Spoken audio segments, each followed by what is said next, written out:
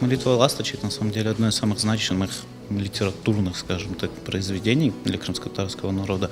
Поэтому мы решили сделать, выбрать именно это мероприятие. И вторая причина, то, что это очень маленькое произведение, и любой желающий за короткое время может подготовиться для этого.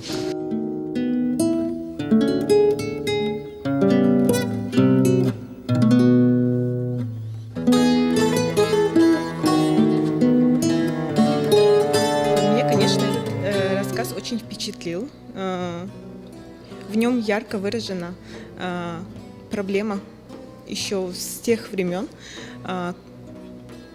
ущемления крымско-татарского народа.